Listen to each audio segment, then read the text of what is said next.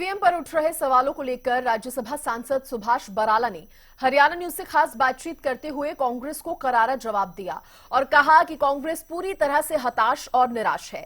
वहीं अमित शाह के हरियाणा का ऑब्जर्वर बनने पर सुभाष बराला ने कहा कि अमित शाह आएंगे और हमें हमारा मार्गदर्शन करेंगे। इसके अलावा भी सुभाष बराला ने कई अहम मुद्दों पर प्रतिक्रिया दी है, सुनाते हैं आपको। भारतीय जनता पार्टी ने हरियाणा में तीसरी बार जीत दर्ज किया है। वहीं कांग्रेस जहां पर दावा करती हुई नजर आ रही थी कि लोकसभा चुनाव में भारतीय जनता पार्टी हाफ हुई है, वहीं विधानसभा चुनाव में साफ हो जाएगी, जिसके सामने भारतीय जनता पार्टी ने तीसरी बार जीत दर्ज की है। किस तरीके से इस जीत को देखते हैं, इसके लिए हमारे साथ बातचीत करने के लिए राज्यसभा सांसद सुभाष बराला मौजूद है। सर, हरियाणा न्यूज पर आपका स्वागत है। सबसे पहले तो बहुत बधाई, जिस तरीके से तीसरी बार भारतीय जनता पार्टी ने हरियाणा में जीत दर्ज की है। सर, सबसे पहला सवाल रहेगा, इस जीत को किस तरीके से आप देखते हैं? एक तरफ कांग्रेस पूरी तरीके से दावा करती हुई नजर आ रही थी कि भारतीय जनता पार्टी कहीं भी नहीं, साफ हो जाएगी, कांग्रेस की सरकार आएगी, यहां तक कि काउंटिंग से पहले मुख्यमंत्री पद को लेकर के बैठकें हो रही थी। किस तरीके से देखते हैं आप? देखिए, एक बहुत बड़ी जीत ये हरियाणा की जनता ने भारतीय जनता पार्टी को दी है। नायब सैनी जी के नेतृत्व में हमारी सरकार अगली बार फिर बनने जा रही है। देखिए, ये जो जीत है, जो 10 साल हमारी सरकार चली, अभी नायब जी के नेतृत्व में चल रही है, पहले माननीय मनोहर लाल जी के नेतृत्व में सरकार चली, इसने जो पारदर्शिता के साथ काम किया, भ्रष्टाचार के ऊपर बड़े पैमाने पर लगाम लगाने का काम किया। हरियाणा में नौकरियां अपने चहेतों को दी जाती थी, नौकरियां बिकती थी, इस सारी व्यवस्था को पूरी तरह से आमूल चूल रूप में परिवर्तित करने का काम किया और एक ऐसी व्यवस्था हरियाणा प्रदेश को दी कि लोगों को लगने लगा कि वास्तव में ऐसी ही सरकार हरियाणा प्रदेश की जनता को चाहिए थी। तो मैं हरियाणा की जनता को इस बात के लिए मैं धन्यवाद भी करना चाहता हूँ। मैं समझता हूँ कि ये देश के इतिहास में और हरियाणा के इतिहास में बहुत बड़ा एक चुनाव परिणाम है, जिसके दूरगामी परिणाम देश की राजनीति में होंगे। कांग्रेस की हार को किस तरीके से आप लेते हैं? क्योंकि अगर कांग्रेस की नेताओं की हम बात करते हैं तो एक दूसरे पर आरोप लगाया जा रहा है, वहीं भारतीय जनता पार्टी पर भी आरोप लगाया जा रहा है, ईवीएम पर ठीकरा फोड़ा जा रहा है, तो उनकी हार को किस तरीके से आप लेते हैं? क्योंकि आज अगर हम इस्तीफों की बात करते हैं, जिस तरीके से प्रभारी दीपक बावरिया ने अपने इस्तीफा का पेश किया है, तो किस तरीके से उनकी हार को देख रहे हैं? देखिए, मैं समझता हूँ कांग्रेस पार्टी पूरी तरह से हताश है, निराश है। कांग्रेस पार्टी में जिस प्रकार की गुटबाजी लोगों को सुनने को मिलती थी, उसका परिणाम भी लोगों को देखने को मिला है।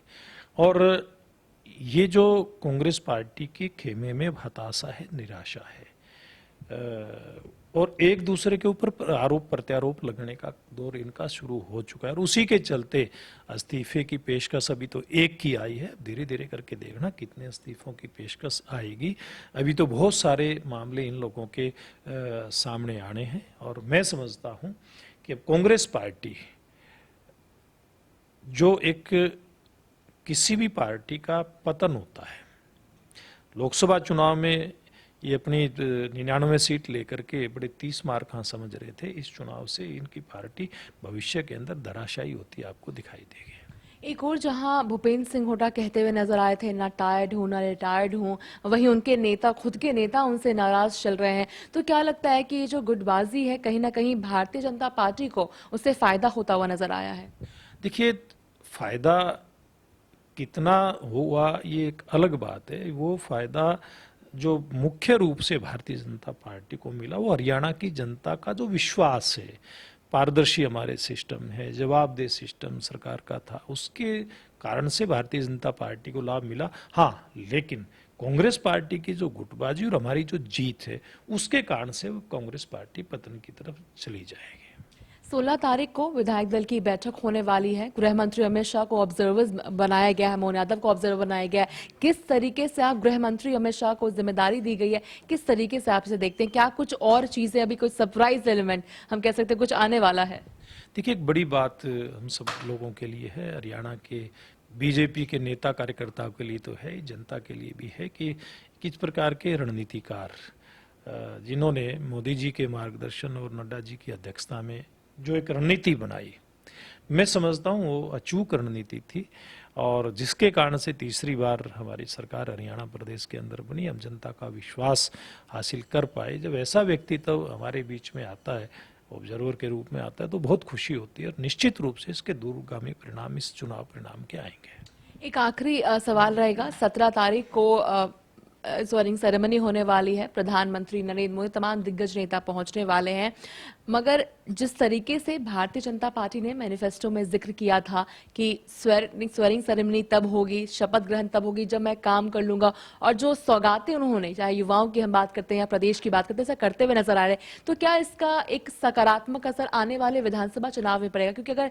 इस वर्ष की हम बात करते हैं तो 2 विधानसभा चुनाव है, झारखंड, महाराष्ट्र। वहीं अगर 2025 की बात करते हैं तो कैपिटल दिल्ली, वहीं बिहार के भी चुनाव होने वाले हैं। तो क्या इसका एक असर रहने वाला है? क्योंकि जो वादा किया था वो हमने निभाया है। निश्चित रूप से देखिए, जब कोई इतने बड़े परिणाम किसी भी प्रदेश में आते हैं तो उसके दूरगामी परिणाम उसके निकलते ही हैं। क्योंकि अभी थोड़े दिनों के बाद झारखंड और महाराष्ट्र का चुनाव आएगा। झारखंड में हमारी सरकार चल रही है, महाराष्ट्र में हमारी सरकार चल रही है, झारखंड में हम सरकार बनाने जा रहे हैं वहाँ की जनता के आशीर्वाद से। तो वहाँ बीजेपी के कार्यकर्ताओं में, हमारे गठबंधन के कार्यकर्ताओं में एक जो उत्साह आया है, हौसला आया है, वो तो एक बहुत बड़ा काम करेगा, इन चुनाव परिणामों में अपनी भूमिका निभाएगा। तो वहाँ की जो जनता है, इन दोनों प्रदेशों की जनता है, उसका भी जो विश्वास है वो भारतीय जनता पार्टी के प्रति बड़ा है। निश्चित रूप से इसका फायदा भारतीय जनता पार्टी को मिलेगा। बहुत बहुत धन्यवाद। तो हम सुन रहे थे सुभाष बराला को, राज्यसभा सांसद, जिन्होंने तमाम मुद्दों को लेकर के एक्सक्लूसिवली हरियाणा न्यूज से बात की है। दिल्ली से हरियाणा न्यूज के लिए अपराजिता श्री।